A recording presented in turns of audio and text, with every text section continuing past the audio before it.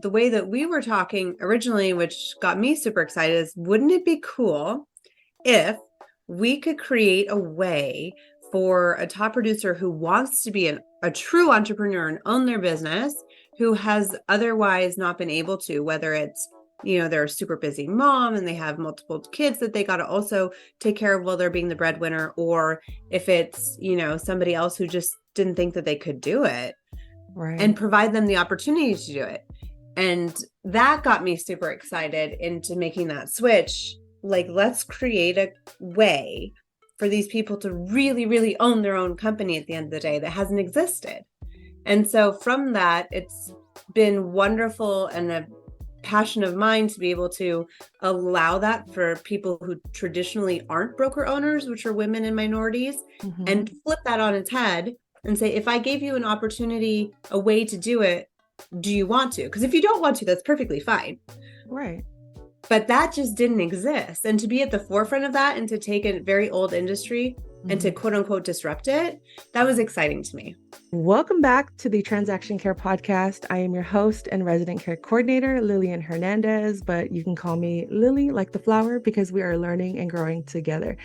My goal with each episode is to demystify the business of real estate and leave you empowered to start your journey today. Visit transactioncarepodcast.com to stream past episodes and to learn more. So today we have a very, very special guest. All of my guests are special, but this particular person will always have a special place in my heart and in my personal journey. I am just so grateful to have her on the show. And thank you for taking time out. And I'm going to read your bio real quick, and then we'll just jump straight into it. In her role as CBO, Hilary Saunders ensures all side agent partners have access to top-tier customer service, business management, legal, and brokerage teams. Prior to co-founding Side, she opened a boutique brokerage in San Francisco and a law firm focused on estate planning and real estate transactions. Hilary holds BA degrees in communications, German, accounting from the University of San Diego, and a JD in LLM taxation degrees from Golden Gate University. And she also co-hosts the Own It podcast, and most importantly, she's a mother. So we're going to get into all of that today. And thank you again, Hilary, for being here. You are so welcome. I love it. This is going to be so much fun. I can't wait. I can't wait. So as I mentioned, a special place in my heart and my journey, and we were just talking about this offline, but Hilary, if you've been following my journey on this show, I always mention there was someone that called me in 2018 saying, we have this TC role, but unfortunately, you have to work from home. And at the time, you all know that I was in a situation, but we're not going to get into all of those details. But essentially what I'm getting at is first impressions are everything, because we had initially interviewed and it was one of those, if anything else comes up, I'll give you a call. And she did. And I'm just so grateful for you and for that moment, because it essentially changed my life. And here we are today getting to know you on your journey, which I'm so excited to know about, because I've watched pretty much every interview I found on YouTube about you, but I just wanted to dig a little deeper and see how you got here. So let's do it. Oh my gosh, you're so funny. I remember we were having that conversation. There was a Mexican Filipino fusion restaurant at the corner of like 5th or 4th. No, it was 4th. And yeah. I think that was Howard in San Francisco. It's no longer there, but that was a delicious restaurant. But yeah, I remember chatting and just being like, oh my gosh, this woman actually knows all the things about real estate transactions, especially in San Francisco, and one of the craziest, very notoriously pitfall-y cities in the US. So you impressed me right off the bat. So there's that. Oh, thank you so much. I appreciate that. Yeah. And it was one of those life-changing conversations that you don't realize is happening until everything comes together in alignment and you get those phone calls and the people remember you. But yeah, it's not about me. It's all about Hilary today. So I'm like, am I on your show right now? Well, it's a conversation, right? Absolutely. And it is those details that stick in your head that a person, the impression that a person makes. And I think it's super important to always listen and understand and pick out qualities of people and realize that even if today is not the right time or you don't have the role for them, that keep them in the back of your mind because their skill set will most likely come around and you might need them. So never burn a bridge and always remember who you talk to. Exactly. So that's a good segue into learning why real estate. How did you get here? Were you the kid that was selling candy and always had that entrepreneurial spirit, in growing up, or how did you get here? Yeah. What was the Crazy path. journey? Yeah. What's funny is I didn't growing up, I had like a massive drive. I was a competitive swimmer, always had perfect grades. Like I'm super competitive, very driven. I didn't know what I wanted to be when I grew up. I'm not that kid who was like at the age of 10, I knew I was going to be a vet. I had Right. no idea. My dad was a commercial airline pilot. My mom worked at an embassy for a while and then ended up teaching in our local schools. And so for me, it was, all right, I'm going to go to college, figure it out. I loved numbers, was super good at it, thought I would do accounting, hence the accounting degree. Got into like the advanced accounting and realized that I miss talking to people a lot. I'm super outgoing, extrovert, love engaging with people. And then I switched and went to communications and was like, I found my people. I really liked storytelling and interviewing and finding the why and hearing what drives people. What are they trying to accomplish? How can I help them accomplish it? I don't know how, but I can. And then graduated in 2004. The job market was the shits. Nothing great was happening at that point in time, at least not where I was. You could go and get like a salesy type role, but it wasn't calling to me. So I decided, you know what, I'll just go to law school. That sounds fun. Everyone says that. Right. And then about halfway through law school, I was watching some movie and I questioned myself and I was like, maybe I should have gone to med school. This medicine stuff is pretty cool. But that's a whole I have to go back to school and get more prereq. So I threw that out the window. But during that time, I was watching a lot of HGTV. Don't kill me, but I love HGTV. And guilty I pleasure for a lot of us. Love every piece of real estate is different. Yes. I mean, it could even be cookie cutter, same builder, doesn't matter. The piece of land is different. And everybody's story is different. You think that they're, just the same old, same old. No, they each have different, histories, reasons they want to buy, reasons they have to sell. And the intricacies of the detail in accomplishing that big transaction, that sparked something in me that I wanted to figure out, okay, maybe there's a way that I can help people achieve their goals and their dreams in this area. And with my legal training, it actually provided me with a tool set and understanding that the average realtor didn't have, and a perspective that gave my clients a bit of a leg up on the competition, so to speak. Right. And so I got a specialization in law school in real estate specifically. And with that came an in-depth knowledge of landlord-tenant in one of the most controversial landlord-tenant cities in the country, if not the world, which was San Francisco. And so straight out of law school, I went into landlord-tenant litigation, like deep end. Just dive right in. At least you knew at the time you wouldn't run out of work. Right.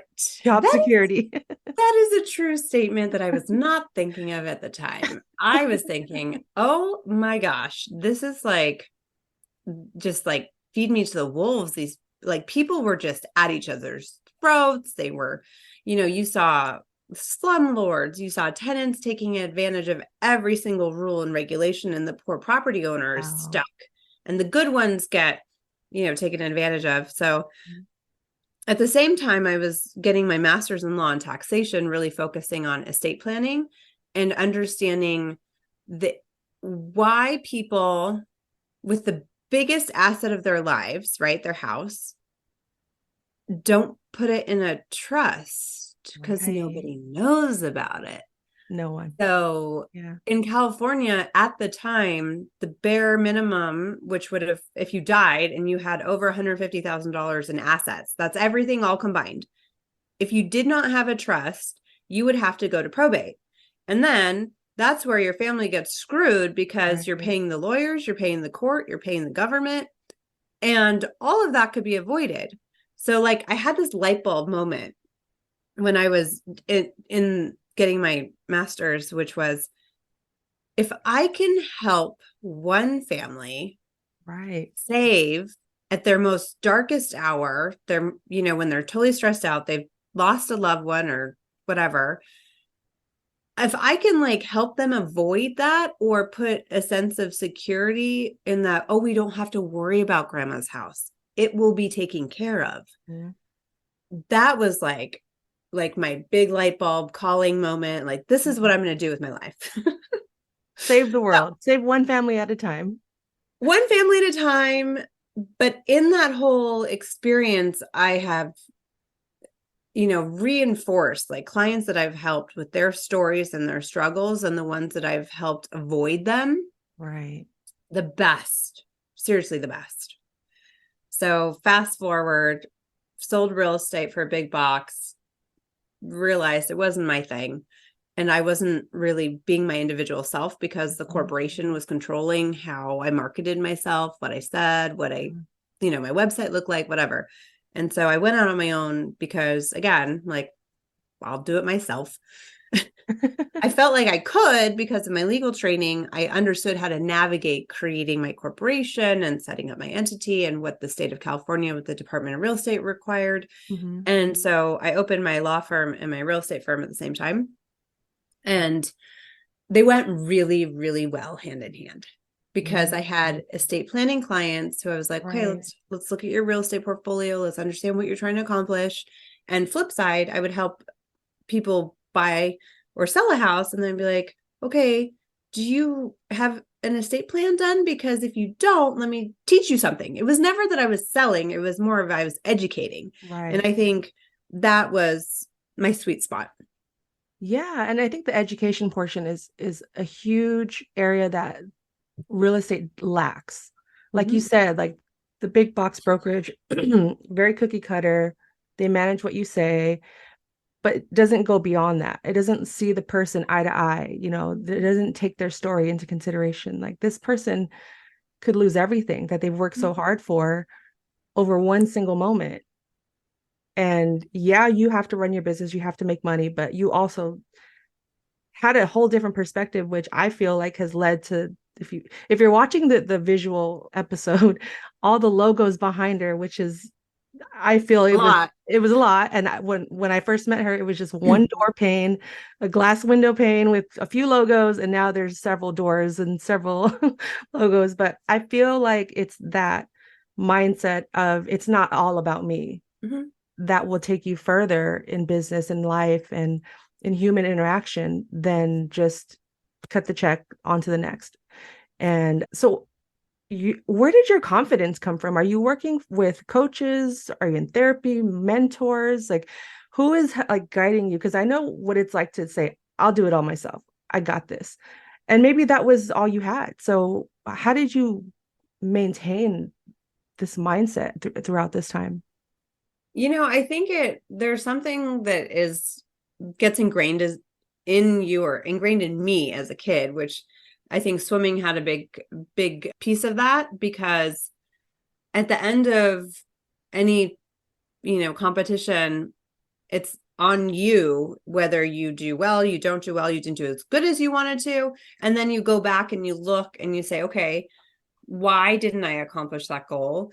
Was it that I didn't put enough training in? Did I not do the right kind of training? Was my headspace not there? So I've had really good coaches along the way who have ultimately given as many tools as I can take advantage of, and then it's up to me. So for me, it was a lot of just being confident in myself from a young age and always being willing to try something new and being okay at failing at it and then trying it again or trying it a different way and really experimenting, because I think similarly with like having a legal degree, it can go any direction. Mm-hmm. If, the real estate thing didn't work out for me, I was like, that's fine, because I love estate planning and probate and I can do this for my whole life and be very, very happy.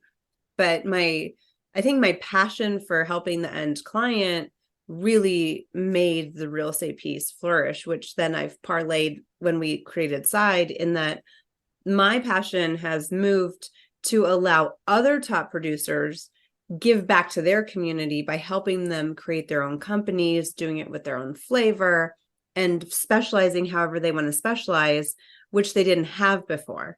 So that gets me super excited.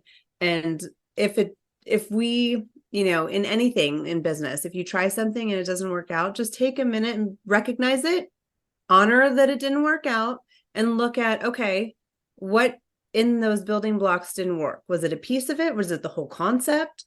Was it, that you really didn't care secretly and you didn't put your passion in it and that just shouldn't work out anyway? Yeah, I think you have to have confidence in failure is okay.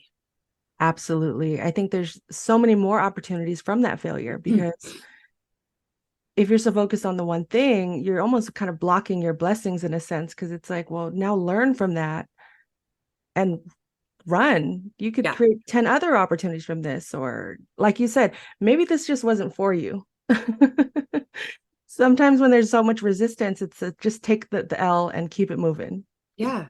And it's funny because I'm not like a call it traditional religious person, but I am a spiritual person. Yes. And I take a lot of cues and comfort in like the universe as a whole. Mm-hmm. And for me, if something doesn't work out, or if I'm really, a challenging situation, I have a true belief that there's a reason and I just may not know it yet.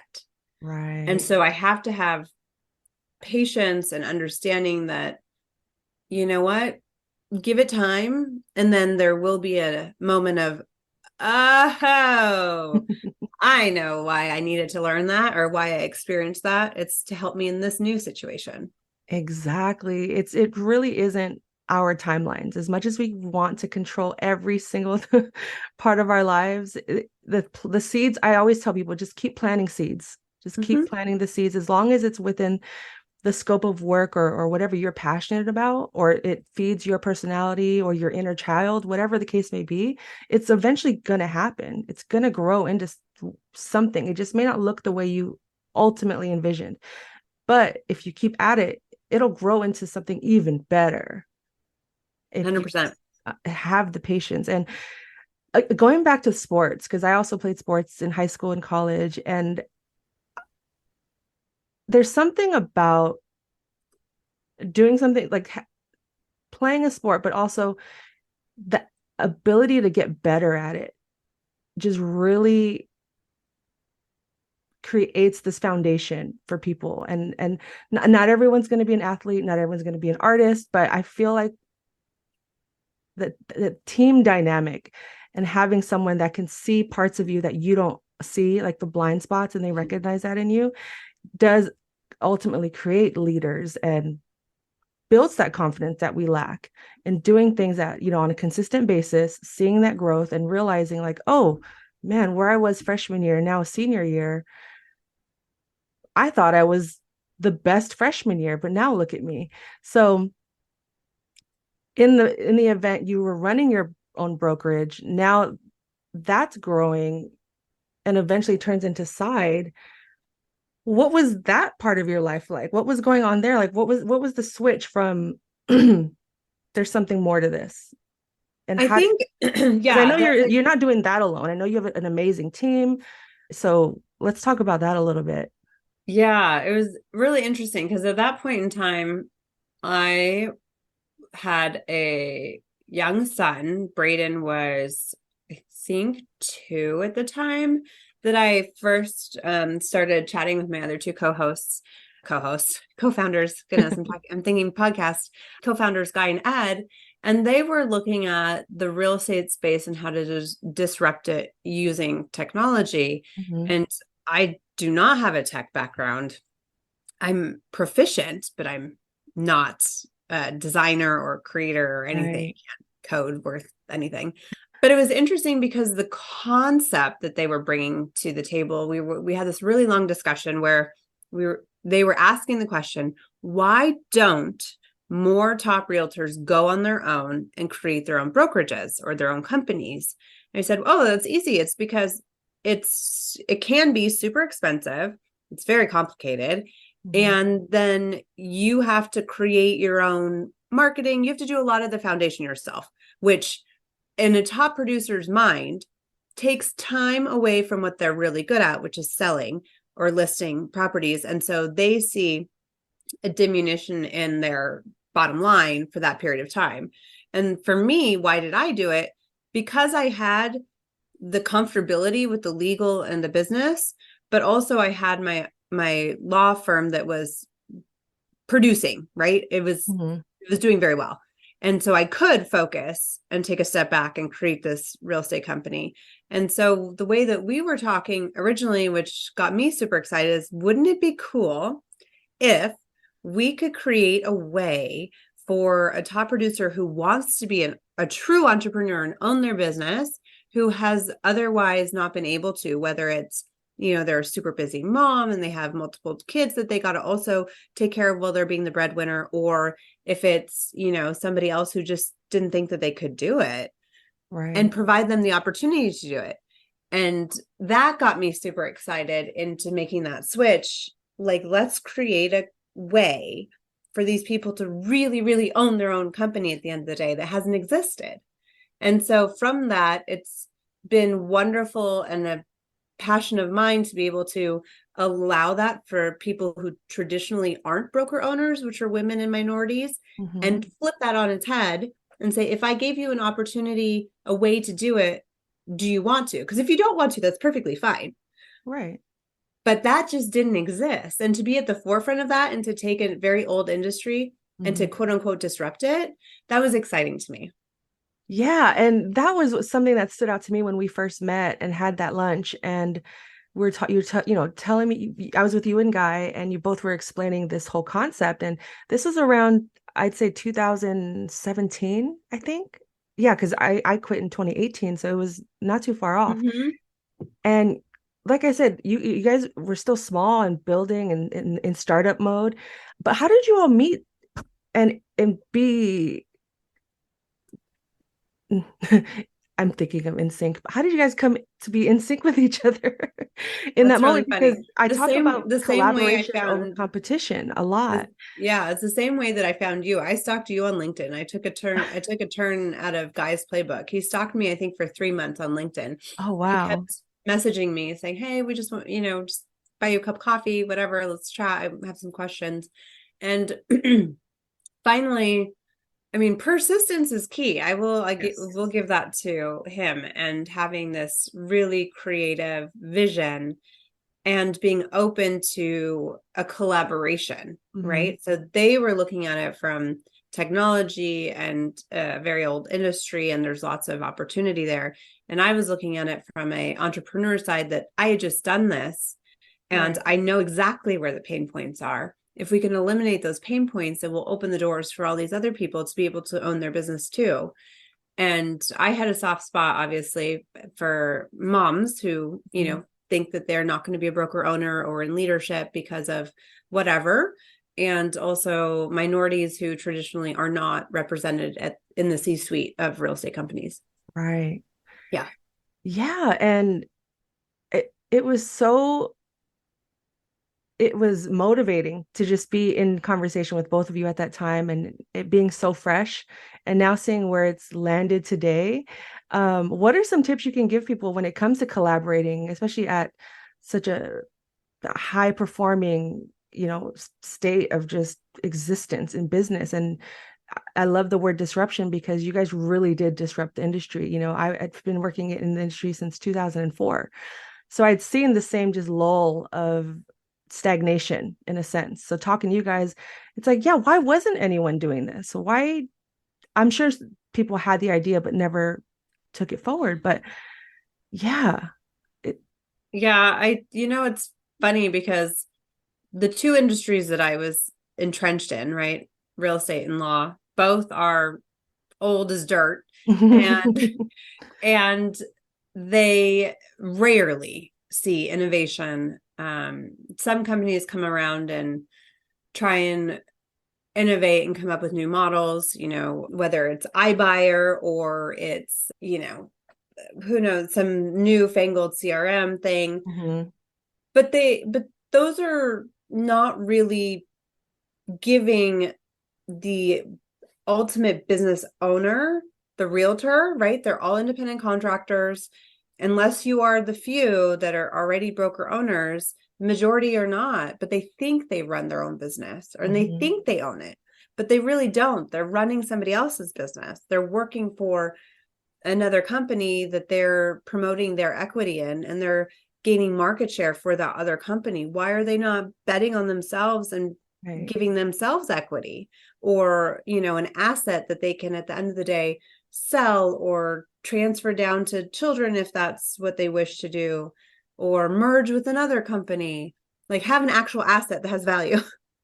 Right. And that concept, I think for us, Guy and Ed are inherently entrepreneurs as well. And I think the three of us all agreeing on the underlying mission, but looking at it from different angles allowed us to, invent, reinvent, make headway and take leaps that I probably wouldn't have done on my own. And at the early stages, it was interesting because we had 7 partners who joined us and had faith that this little not known startup in San Francisco could actually provide them the types of tools that were equal to, if not better than any competition, and that we actually considered them to be partners. And therefore we had a vested interest to make their business grow in the way they wanted to, not in a traditional sense, like you have to grow X, Y, Z over year, but we listened and heard what they wanted to accomplish. And then we customized ways to get there. And that to me is the most fulfilling, is looking back. Those 7 initial partners are still with us. They're still our partners. And their ideas of growth and goals change over the years because I'm putting words in their mouths, but I'm sure that they didn't think at that point in time that in almost 7 years, they would be where they are now. Absolutely. And I remember visiting the office those first couple of months and having meetings, and those few teams that were those initial teams, they would come in the meetings and hype you guys up. And I'd never experienced that in any of the jobs I've had in real estate or any of the offices. I mean, I only worked for one for a really long time, but I just even visiting other offices or talking to other people in the industry at that time, it didn't have that level of joy, I guess you could say, within like that culture of just we're all in this together, even though I'm running my own separate business, but I'm hyping up those that are running side because I believe in them just as much as they believe in me.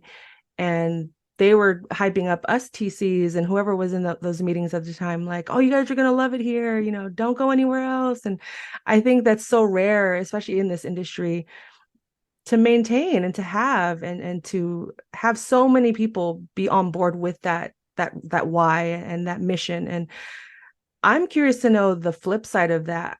Like, were there critics? I'm pretty sure there were, whether it's to your face or not. But how did you all navigate that aspect of the business? Just the people coming and hating on you or saying it's not going to work? I think there's 2 pieces of that, which is there is the mindset of scarcity, right? The traditional way of looking at a real estate office or in a community, everyone is considered quote unquote competition, that you're going up against, 2 or 3 competitors for the listing. So there's a flip in mindset that if you consider it to be abundance and you look at real estate transactions on a nationwide scale, or even how much dollar figure of homes sell in any given market, there is plenty to be had. Yes. It is all about finding the right client for you. And that's true for us as a corporation too, is that our clients, our partners need to be in line with our mission, and we need to be bought into their mission. So that's why we consider them to be partners, because it is like a date, right? You go out on a couple, introductory meetings, figuring out what gets them excited, what are their goals, how do they operate, and will this be a good mix together? And if they're not, that's okay. Right. We are very specific at who we want to partner with, and that does not mean the majority of people who have a license, because we're very good at what we do, but we don't say that we're good at, other things. There's plenty of other companies out there that have niches that are not ours. And so when people, said, good luck getting market share in San Francisco, right? Right. Well, combined, we're now second.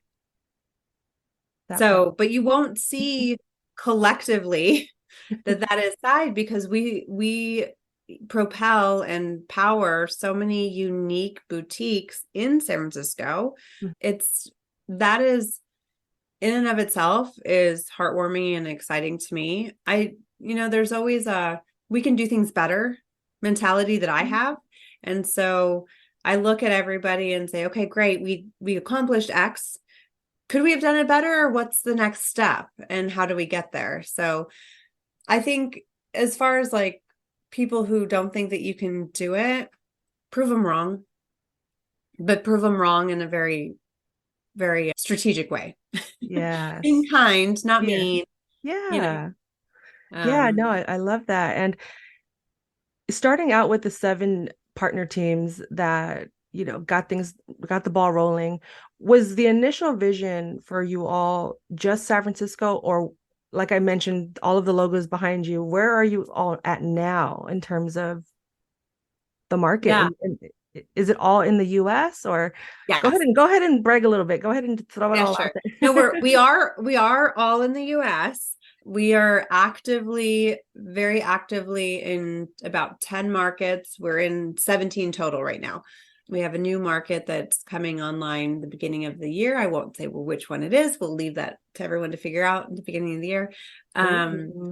But we did focus heavily on the Bay Area to start with, because we wanted to get a proof of concept. We wanted to make sure that we had product market fit, that we proved ourselves, not just to ourselves, but to those around us. And so for the whole first year, we just stayed with those 7 partners. We did not expand at all. And we wanted to really dive in and figure out where their pain points were and what we could help solve and what we could help teach as far as being business owners. And so that next year, when we had that, and we could say, okay, over the last 12 months, we've helped accomplish these things. Then we went bigger, and we stayed in California for the first 3 years, I want to say. And then we started talking about expanding. And so we are active up and down the West Coast, the East Coast, Texas, Florida. Yeah. Wow, that's amazing. So just for a bit of context, the timeline of all of this is around 2016, 17, right? Well, we officially launched, I guess, in September of 2016, but consider 2017 the whole year as our first year. Wow. And at the time of this recording, it is October 2023. So in just a short amount of time, they've not only disrupted the industry, but they are revolutionizing it as well. And expansion, I feel like this is just the beginning for what Side can do or will do. I'm excited to find out, in the beginning of the year who's next. And I'm now thinking about, okay, say there's someone that's curious about real estate, passionate about real estate. They're sitting on their couch right now, but just don't know how to get to a Side. How can they, maybe they have Side on their vision board, right? They're sitting at home planning out the next 5 years or 2 years of their life.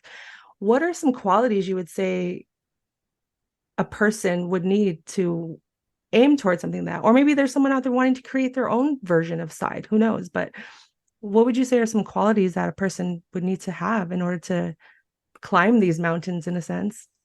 I think there's different ways to accomplish that. It depends on what your angle is. There's the easy to understand way, which is you're a realtor, right? Right. And you are a top performer and you want to either have your own company, build a team, but you want ownership. That's a big key. If you don't want ownership, that's fine. Like nothing wrong with that.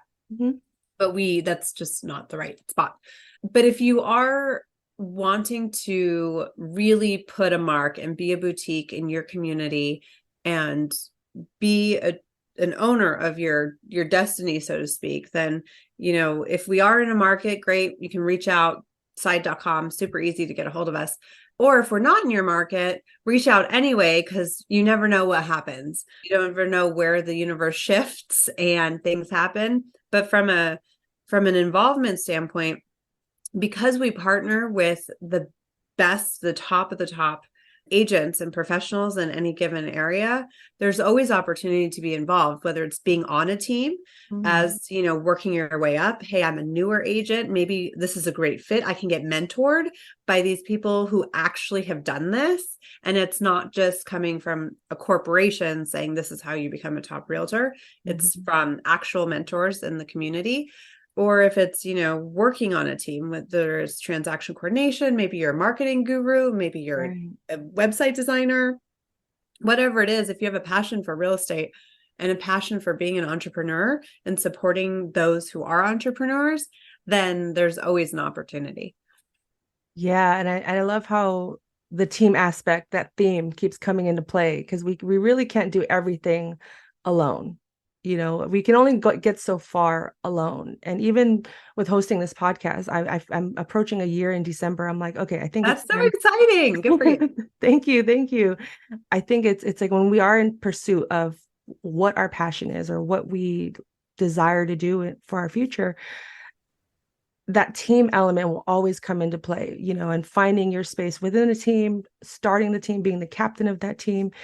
And I think that's amazing. And I love how all of the services you guys even offer, it's like logo, website, like you don't have to think about those things because it's intimidating, when you're starting off as a solopreneur, having to figure out coding, language, copy, like what the heck, and then especially when you're starting out, you may not even have a budget to hire someone to do all that stuff. And all of that is built in the side system, which is, I love. And again, something that not everyone is offering or mindful of. My classic is takeaways, right? One is realize where you're better spending your time, right? Yes. How are you moving the needle forward for your end goal? And I learned that early on when I started the real estate in the law office, which was I had an accounting degree. I understand how to do accounting. And I hired someone to come teach me QuickBooks. Well, my brain does not operate the same way that program operates. And I couldn't figure it out. Like I had a 4.0 in accounting. Like, really? I can't figure out QuickBooks. What am I missing here? And then it just clicked. I'm like, my billable hours are way more over here doing actual work than it is doing the bookkeeping. So I immediately hired a bookkeeper. Best decision in my entire life. I still have one to this day because I'm not touching it. Yeah.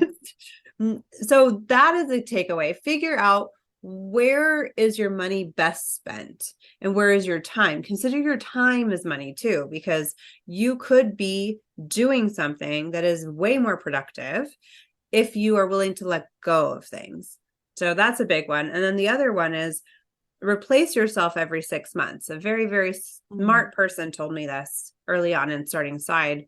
And I was like, it's great. You understand everything that's going on, but you're still controlling it all and you're doing all of it. Why? It's like, well, because it's easier for me to do it than teach somebody else to do it. Well, yes and no, meaning that, yeah, you could probably do it faster, but wouldn't it be wiser to create a system, a process, teach someone that system and process, and then give it to them so they can then make it better. And then you go do the next project. And that I've kept as a hallmark for me since then. It's like replace myself every 6 months, figure out what I'm working on, what am I trying to accomplish, and then create a process and then hand it off. That is such a gem, a key. Rewind this part, people, for those listening, rewind that. I know I am. I'm like taking notes. I'm like, yeah, replace myself every 6 months. Like, why am I waiting for a whole year? I mean, it's too late now. December's right around the corner. But that's such a great point, because I think that level of control we think is the best way, when in actuality, it's like relinquish some of that stress off of your plate and focus on your strengths. One of the first things I did when I was getting into the business world was a SWOT analysis. Mm-hmm. Strengths, weaknesses, opportunities, threats. Yeah. And it's like just getting to know yourself. And it's like, yeah, I don't want to lose sleep over editing podcasts anymore. So let me find someone to do that, who's trained, who has education, the time, who wants to do that. And also, that's that scarcity abundance switch. The scarcity is, oh my gosh, my job, someone's going to take my job. I'm going to lose my job because somebody else will come and do it. No. You are actually showing more leadership and more willingness to step up and step out there if you get out of the way. That part, 100%. And that goes for TCing, realtors, brokers, wherever you stand in this industry. But that 6 month replace yourself every 6 months is such a key. I appreciate that one. So as we've all experienced in the last 3 years, the pandemic, the downturn, shift, the market is constantly shifting. How are you staying empowered through those times, and how are you empowering others to, stay faithful, essentially?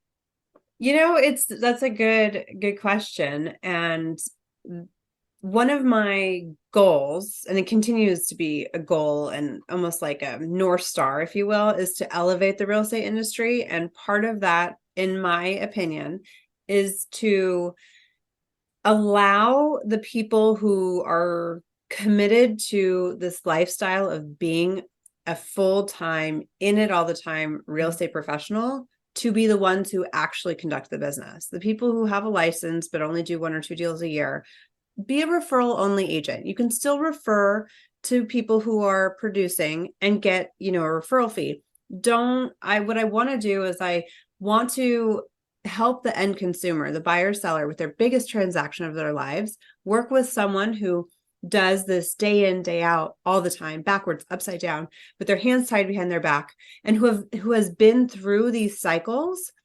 Because, I mean, if you think about it, are you going to go to a dentist that just, does 2 or 3 cavity fillings a year? No, you're not. Right? You'll freak out if you do that. We hope not. But your biggest asset, you will. Why?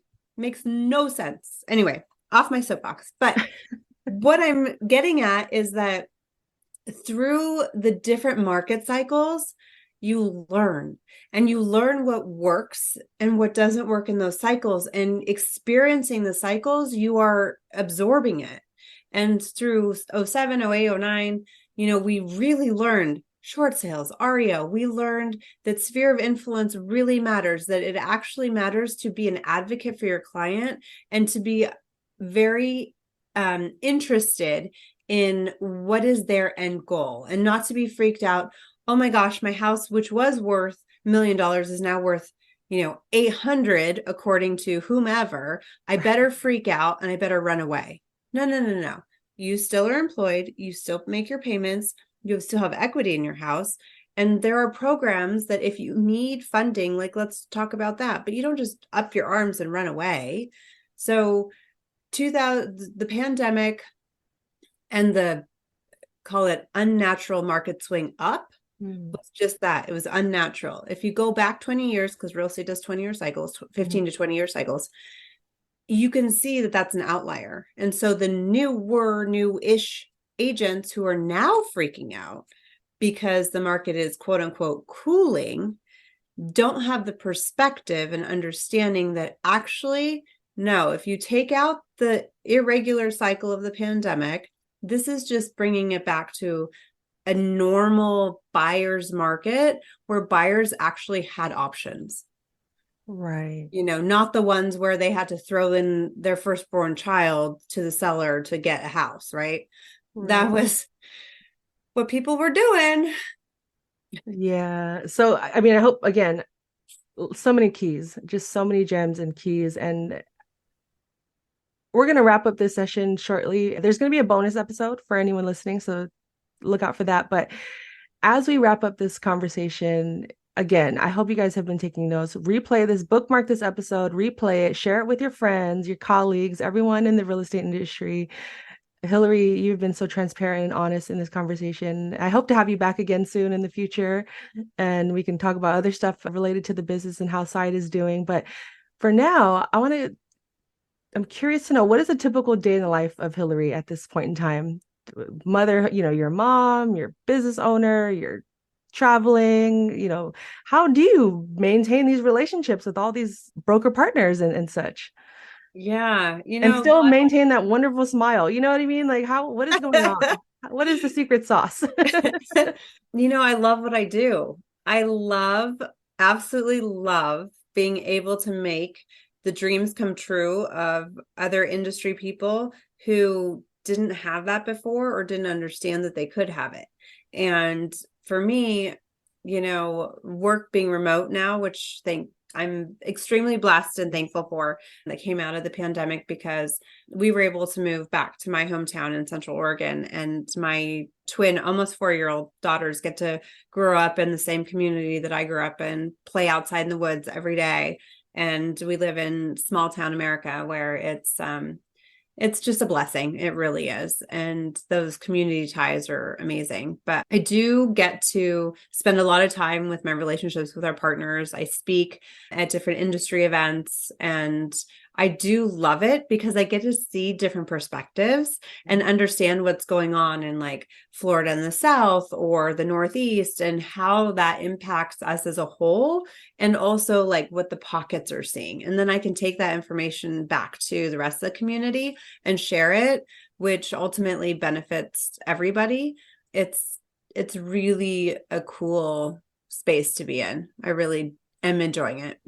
I love it. I love it. And I'm curious to know, now having all these years and, decades of experience, what is something you're glad you did starting out? And what is something you wish you had done starting, when you first started? I'm very glad that I am a relationship person, meaning that I keep in touch with people. Mm-hmm. I do genuinely care what is going on in people's lives, and not that I'm nosy. I just like to see, is there an opportunity that I can provide some assistance, whether it's connecting to, I need somebody in New York for X, Y, or Z, or somebody here in Seattle to do this because, this is my life situation. I'm very glad that I don't burn bridges. I never have. Mm-hmm. And I never intend to, because the world is a very, very small place, and there is always an opportunity to be had.